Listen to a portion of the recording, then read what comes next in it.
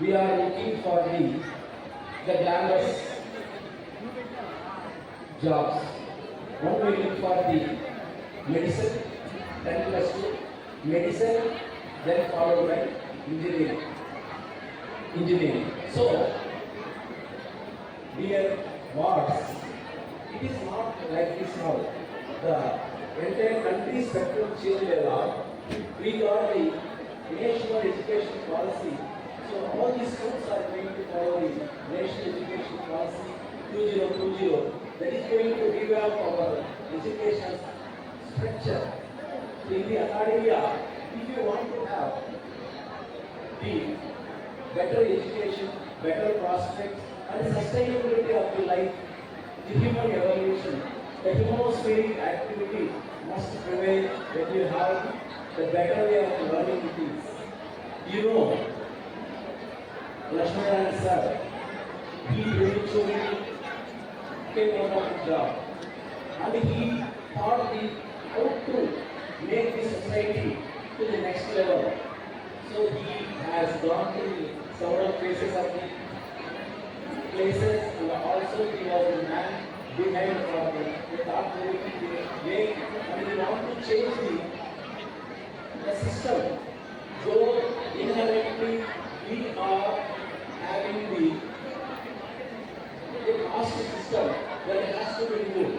If it is removed as the J.D. Lakshmana Garu had a vision, such a vision, definitely when if you remove from the societal activity, we are sure we are going ahead of the Europeans, also Scandinavians, or beyond the oceanic region or the East Asian. So our rich heritage, culture has to inculcate in the young minds of you. Dear wards, this is the highlight for you. The Sai Vinkan school is imparting the knowledge by saying the Jai Gurudev. So you know, we are knowing that our Ramchakra Reddy Garu is making a gallant effort for the educational system to be revamped and our kids should have better water, better food and better sustainable life on this eternal world. So how they will come? We have the planning of the system. The system changes in such a way we will be definitely moving ahead in the time space and also in the three-dimensional view, looking ahead of the society. So that society will be going to come near sooner or later. So we are dreaming. So such kind of society will be built by the people and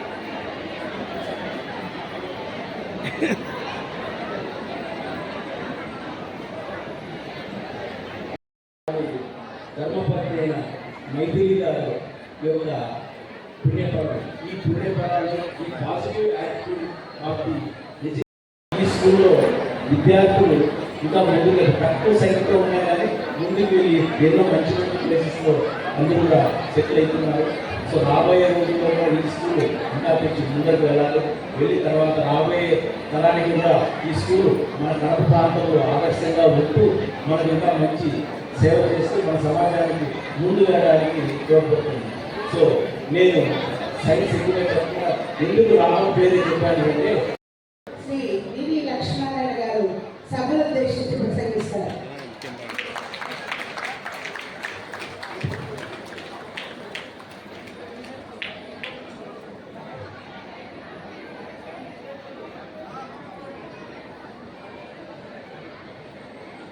Bharat माता की, भारत माता की, भारत माता की, భారత మాతకు జై జయకారాలు కొట్టి ఈరోజు భారతదేశానికి స్వాతంత్రం వచ్చి 77 సంవత్సరాలు పూర్తి చేసుకుంటే, భారతదేశ రాజ్యాంగానికి 75 సంవత్సరాలు పూర్తి చేసుకుంటే, అటువంటి దేశానికి 75 సంవత్సరాలు అంటుంటే ఈ స్కూల్కి 25 సంవత్సరాలు నిండిందంటే చాలా గొప్ప విషయం.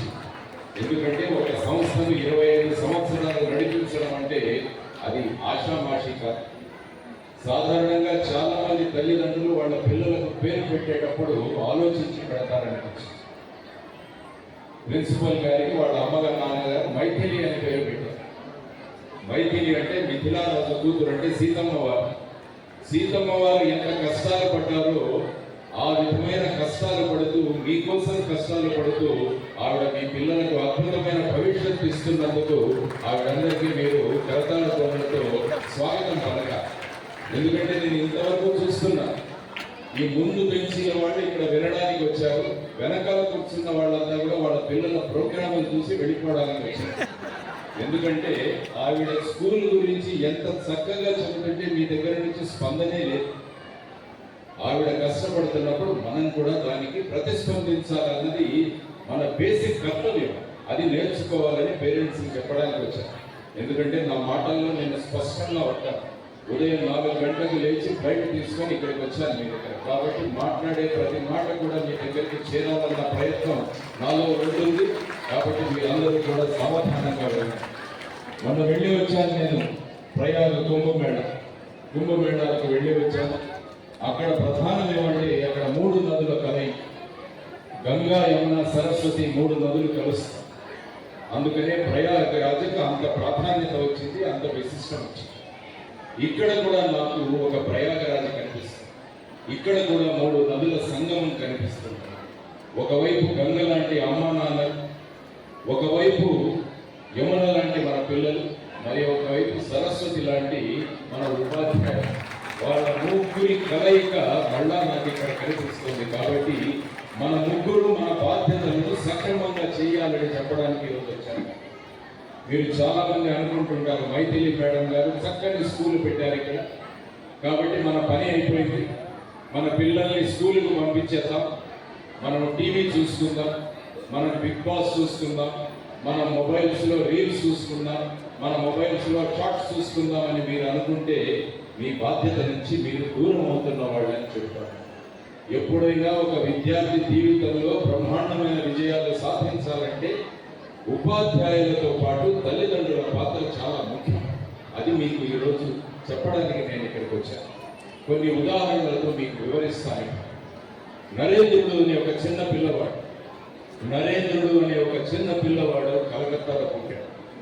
వాళ్ళ నాన్నగారి పేరు విశ్వనాథ దత్త, వాళ్ళ అమ్మగారి పేరు భువనేశ్వరి దేవి. ఆ పిల్లవాడికి చక్కని సంస్కారం, చక్కని వినయాన్ని అమ్మ నాన్నలు ఇచ్చారు. ఆ పిల్లవాడు రోజు జట్కా బండిలో వెళ్ళేవాడు వాళ్ళ స్కూల్కి. ఒకరోజు వాళ్ళ టీచర్ అడిగారు స్కూల్లో, నువ్వు పెద్దయ్యాక ఏమవుతావురా అంటే ఆ పిల్లవాడు ఏమన్నాడంటే నేను జట్కా వాళ్ళ అవుతాను అన్నాడు. అంటే గుర్రం నడిపేవాడిగా అవుతాను అన్నాడు. ఆ అమ్మకు తెలిసింది ఈ విషయం, మా పిల్లవాడు జట్కా బండి నడిపేవాడు అవ్వాలనుకుంటున్నాడు. అదే మనమైతే ఇప్పుడు కోప్పడేవాడు, నువ్వు ఇంజనీర్ అని చెప్పాలరా, నువ్వు డాక్టర్ అని చెప్పాలరా అని అమ్మ నాన్నలు అనేవాడు. కానీ ఆ అమ్మ అనలేదు, నువ్వు ఖచ్చితంగా జట్కా బండివాడే కావాలి, నువ్వు ఖచ్చితంగా జట్కా వాళ్ళనే అవ్వాలి అని ఆ పిల్లవాడిని పూజ మందిరంలోకి తీసుకువెళ్ళింది వాళ్ళ అమ్మ. తీసుకువెళ్ళి నువ్వు ఒక గుర్రం నడిపే జట్కా వాళ్ళ కాదు, జట్కా వాళ్ళగా కావాలని చెప్పి శ్రీకృష్ణ భగవానుడిని వాళ్ళ అమ్మ చూపించింది ఆ పిల్లవాడికి. నువ్వు అటువంటి జట్కా వాళ్ళ కావాలిరా అని ఆ అమ్మ చెప్పింది. ఆ పిల్లవాడు చక్కగా నేర్చుకున్నాడు, అద్భుతమైన గురువు దొరికాడు, రామకృష్ణ పరమహంస. ఒకవైపు అమ్మా నాన్నలు, ఒకవైపు రామకృష్ణ పరమహంస. నరేంద్రుడనే ఈ చిన్న పిల్లవాడు స్వామి వివేకానందుడిగా మారి ప్రపంచంలో భారతదేశం అంటే ఏంటి అన్నది పరిచయం చేసిన మహానుభావుడు స్వామి వివేకానంద. దానికి ప్రధానమైన కారణం వాళ్ళ అమ్మా నాన్న. రామకృష్ణ పరమహంస కష్టపడి ఉంటే, వాళ్ళ అమ్మా నాన్నలు కష్టపడుకుంటే ఆ పిల్లవాడు నరేంద్రుడిగానే ఉండిపోయేవాడు. అమ్మా నాన్నలు చూపించిన ఆ పిల్లవాడి పెంపకంలో వాళ్ళు చూపించిన మక్కువ, రామకృష్ణ పరమహంస చూపించిన గురువుగా పాత్ర, వీరిద్దరూ కలిశాడు. నరేంద్రుడు స్వామి వివేకానందుడిగా మారాడు. కాబట్టి ఒక వ్యక్తి గొప్ప జీవితాన్ని సాధించాలంటే, ఒక గొప్ప విజయాన్ని సాధించాలంటే అందులో తల్లిదండ్రుల పాత్ర చాలా ప్రధానమైనది. కాబట్టి ఇక్కడ ఉన్న తల్లిదండ్రులందరికీ నేను చేస్తున్న విన్నపం ఏంటంటే, మీ బాధ్యత నుంచి మీరు దూరం అవ్వకండి. కేవలం ఉపాధ్యాయుల మీద ఆధారపడి మీ పిల్లవాడు గొప్పవాడుగా అవ్వలేడు. మీ పిల్లవాడు కానీ మీ పాప కానీ గొప్పగా ఎదగాలి అంటే మీ పాత్ర చాలా ముఖ్యం. అబ్దుల్ అనే ఒక చిన్న కుర్రవాడు అబ్దుల్, వాళ్ళ నాన్నగారి పేరు జైనుల్ అబ్దుల్, అమ్మ పేరు ఏషియా. ఆ పిల్లవాడికి సంస్కారం, వినయం అన్ని ప్రదర్శించారు, ఇచ్చారు వాళ్ళ అమ్మ నాన్న. వాళ్ళ నాన్న పడవలు తయారు చేశారు. ఆ పిల్లవాడు స్కూల్కి వెళితే అక్కడ శివసుబ్రహ్మణ్యం అయ్యరని ఇంకొక బ్రహ్మాండమైన గురువు దొరికాడు. ఇటువైపు అమ్మా నాన్నలు జైనులాబ్దీన్ ఏషియమ్మ, ఇటువైపు గురువు గారు శివసుబ్రహ్మణ్యం అయ్యర్. వీళ్ళిద్దరి కష్టం వల్ల అబ్దుల్ అనే కుర్రవాడు డాక్టర్ ఏపీజే అబ్దుల్ కలాం గా తయారయ్యి భారతదేశానికి మిసైల్స్ అందించాడు. మహానుభావుడు ఏపీజే అబ్దుల్ కలాం. కలాం గారు మిసైల్స్ తయారు చేస్తున్నప్పుడు వాళ్ళ ప్రెస్ వాళ్ళు అడిగారు, మీరు ఈ విధంగా ఇంత చక్కగా మిసైల్స్ ఎలా తయారు చేశారు అంటే అబ్దుల్ కలాం ఏం చెప్పారు తెలుసా? చిన్నప్పుడు మా నాన్న పడవలు ఎలా తయారు చేయాలో నాకు చూపించాడు. ఆ పడవల తయారీ నేను నేర్చుకున్నాను. భారతదేశం కోసం మిసైల్స్ తయారు చేశానని కలాం గారు చేశారు. ఇది తల్లిదండ్రుల పాత్ర. అందువల్ల మీ అందరికీ నేను చేస్తున్న విన్నతం ఏంటంటే, మన బాధ్యత నుంచి మనం దూరంగా వెళ్ళాలి. మంచి స్కూల్, బ్రహ్మాండమైన స్కూల్ ఉంది మనకు, Shri Sai Vignan English medium high school. కానీ వాళ్ళ బాధ్యత కొంతవరకు మాత్రమే ఉంది. అందువల్ల మీ బాధ్యతలు మీరు సక్రమంగా నెరవేర్చాలని చెప్పడానికి ఈరోజు నేను రావడం జరిగింది. భీమ్ అనే ఒక కుర్రవాడు, భీమ్, వాళ్ళ నాన్నగారి పేరు భీమాబాయి. వాళ్ళు నిరుపేద కుటుంబంలో ఉన్నవాడు. ఎలాంటి వాళ్ళ వసతులు అంటే, ఆ పిల్లవాడు ఇంట్లో పడుకుంటే అమ్మా నాన్నని బయట పడుకోవాల్సి వచ్చేది. అందులో ఒకే ఆ పిల్లవాడు చక్కని వినయం, చక్కని సంస్కారం వాళ్ళ అమ్మా నాన్నలు ఇచ్చారు. ఆ పిల్లవాడు స్కూల్కి వెళ్ళాడు. అక్కడ మహదేవ్ అంబేద్కర్ అని చెప్పి వాళ్ళ గురువు దొరికాడు. ఒకవైపు అమ్మా నాన్నలు భీమాబాయి, తర్వాత వచ్చేసి రామ్జీ, మరి ఒకవైపు గురువు గారు మహదేవ్ అంబేద్కర్. భీమ్ అనే చిన్న కుర్రవాడు డాక్టర్ బాబాసాహెబ్ అంబేద్కర్ గా మారి భారతదేశానికి రాజ్యాంగం ఇవ్వగలిగాడు. కారణం వాళ్ళ అమ్మా నాన్నలు చూపించిన శ్రద్ధ. అందువల్ల ఈ ఉదాహరణలన్నీ మీకు ఎందుకు ఇస్తున్నాను అంటే, తల్లిదండ్రులు ఎప్పుడైతే వాళ్ళ పాత్రను చక్కగా వాళ్ళు ప్రదర్శించారో ఆ పిల్లవాళ్ళు దేశానికే తలమానికంగా తయారయ్యారు. కాబట్టి మీరందరూ కూడా మీ పిల్లవాళ్ళు కేవలం ఇంజనీర్స్, మీ పిల్లవాళ్ళు డాక్టర్లు, ఇంతటితో మీరెప్పుడు కూడా సమాధానం అవ్వకండి. మీ పిల్లవాళ్ళు దేశాన్ని ఉద్ధరించే వాళ్ళుగా తయారవ్వాలన్న సంకల్పన కనుక మీరు పెట్టుకుంటే భారతదేశం ప్రపంచంలోనే మొదటి స్థానానికి వెళ్లే దేశంగా భారతదేశం మారుతుంది. ట్రంప్ మన పిల్లలకు H1B వీసా ఇస్తాడా లేదా అని చాలా మంది తల్లిదండ్రులు బాధపడుతున్నారు. మా పిల్లవాళ్ళు చదివి అమెరికాకు వెళతారా లేదా, ఈ ట్రంప్ ఒకటి వచ్చాడు, ఈ ట్రంప్ వల్ల మన పిల్లలకి ఇబ్బంది అవుతుందేమో అని మీరంతా అనుకుంటున్నారు. కానీ మీరు ఏమనుకోవాలంటే, మన పిల్లలు అమెరికా ఎంబసీ ముందు నిలబడి అమెరికన్ వీసాల కోసం అడగడం కాదు, అమెరికాలో ఉన్న వాళ్ళు ఇండియన్ ఎంబసీ ముందు నిలబడి భారతదేశ వీసాలు ఇవ్వండి అని అడిగే స్థాయికి భారతదేశాన్ని మనం తీసుకువెళ్ళాలన్న సంకల్పన మనం అందరం కూడా తెచ్చుకుందాం. అది ఎప్పుడు సాధ్యమంటే మీరందరూ కూడా కలిసి పనిచేయడం చాలా ముఖ్యం. మహాభారతంలో చూసాం, ద్రోణాచార్యుడు కౌరవులకి పాండవులకి విలువిద్య నేర్పించాడు. కానీ కౌరవులుగా మారిపోయారు, పాండవులుగా తయారయ్యారు. గురువు ఒక్కడే. కానీ కౌరవులు ఆ విధంగా ఎందుకు తయారయ్యారు? గాంధారి మరియు ధృతరాష్ట్రుల వల్ల కౌరవులు ఆ స్థాయిలోకి వెళ్ళిపోయారు. అదే కుంతి మాత ఎంతో చక్కగా ఈ పిల్లలను పెంచడం వల్ల వీళ్ళు పాండవులుగా మారారు. కాబట్టి కేవలం గురువులు బాగుంటే సరిపోదు, తల్లిదండ్రుల పాత్ర చాలా ముఖ్యంగా ఉంటుందని మన మహాభారతంలో కూడా మనం చదివాం. వీటన్నిటి దృష్టి ఉంచుకొని మీ బాధ్యతలు మీరు సక్రమంగా నెరవేర్చాలని నేను కోరుతున్నాను. ఎందుకంటే స్కూలులో పిల్లలను సాక్షరులుగా తయారు చేస్తారు. సాక్షరులుగా ఒక్కసారి సాక్షర అనే పదాన్ని తిప్పి రాయండి, తిప్పి చదవండి, ఏమవుతుందో సాక్షర ఏమవుతుంది? తిప్పి రాస్తే రాక్షస అవుతుంది. కాబట్టి కేవలం సాక్షరులుగా మారినంత మాత్రాన పిల్లలు రేపు సమాజానికి ఉపయోగపడే వాళ్ళుగా తయారవ్వరు, వాళ్ళు రాక్షసులుగా మారుతారు. ఈ రాక్షస ప్రవృత్తిని మార్చాలంటే మీరు మాత్రమే చేయగలరు అని చెబుతున్నాను. మొన్న చదివింటారు, ఒక 15 రోజుల ముందు ఒక 85 వయస్సులో ఉన్న తాతని వాళ్ళ మనవడు 72 సార్లు కత్తిపోట్లు కొట్టి చంపాడు. పెద్ద ఇండస్ట్రియలిస్ట్. ఆ పిల్లవాడు కూడా పెద్ద స్కూల్లో చదివాడు. కానీ ఆ పిల్లవాడికి సంస్కారం నేర్పించలేదు వాళ్ళ తల్లిదండ్రులు.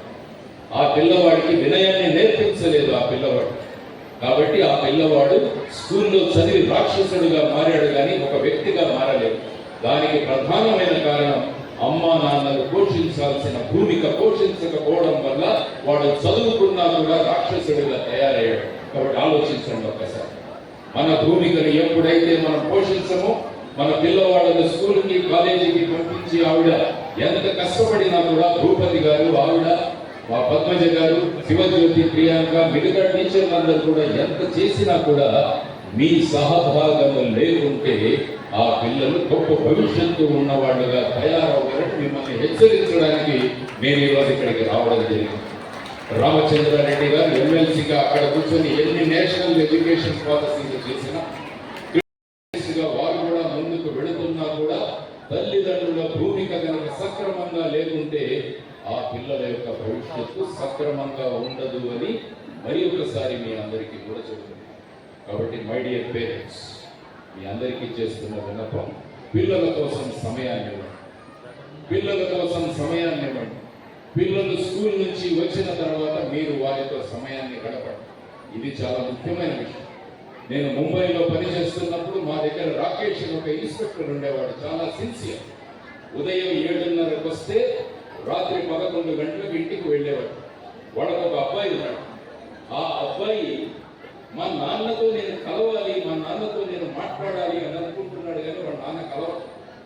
ఒకరోజు కోపం వచ్చి వాళ్ళ అమ్మని అడుగుతాడు, అమ్మ నాన్నకు జీతం ఎంత అంటే వాళ్ళ అమ్మ చెబుతుంది 30,000 రూపాయలు రా అంటే ఆ పిల్లవాడు 4th క్లాస్ వాడు డివిజన్ చేశాడు. 30,000 by 30, 30,000 by 30 అంటే మా నాన్నకు రోజుకి 1,000 రూపాయలు వస్తుంది అని ఇంట్లోకి పరిగెత్తాడు.